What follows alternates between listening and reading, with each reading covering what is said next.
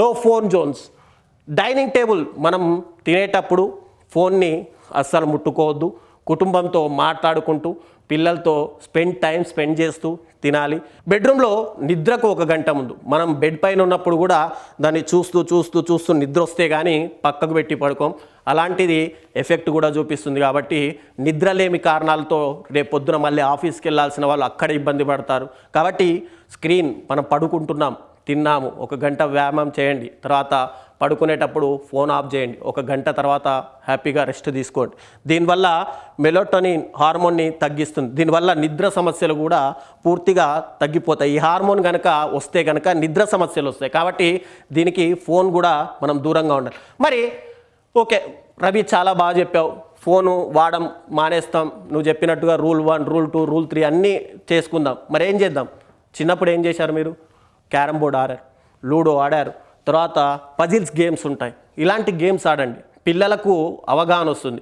Carrom board ఆడుతుంది, అరే next coin వేయాలి, ఇదేయాలి, తల్లిదండ్రులు బొమ్మరిల్లు ఫాదర్లా కాకుండా నార్మల్ ఫాదర్లా వాళ్ళకు ఫుల్ ఫ్లెడ్జ్గా వదిలేసేయండి. పిల్లలు బోర్ కొడితే వాళ్ళలో క్రియేటివిటీ పెరుగుతుంది.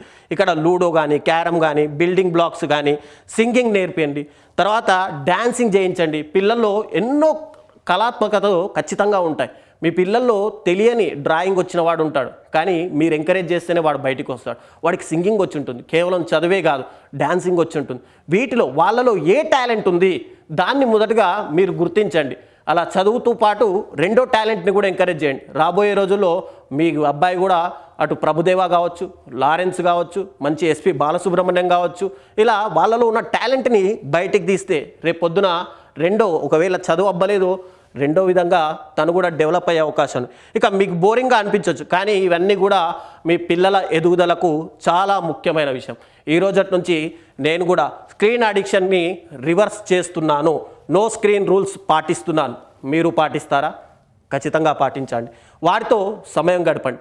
ఈ రోజు నుంచి నేను సాయంత్రం నా పిల్లలతో ఖచ్చితంగా సమయం గడుపుతాను. మీరు మీ పిల్లలతో గడపండి. ప్రత్యామ్నాయ మార్గాలను వాళ్ళందరికీ చూపించండి. మనం మారుదాం, సమాజాన్ని మారుద్దాం, మన పిల్లల్ని మార్చుకుందాం. ఈ వీడియో కనుక మీకు నచ్చినట్టయితే ఖచ్చితంగా లైక్ చేయండి, షేర్ చేయండి, సబ్స్క్రైబ్ చేయండి. ఇలాంటి మరిన్ని వీడియోల కోసం చూస్తూనే ఉండండి EDU9.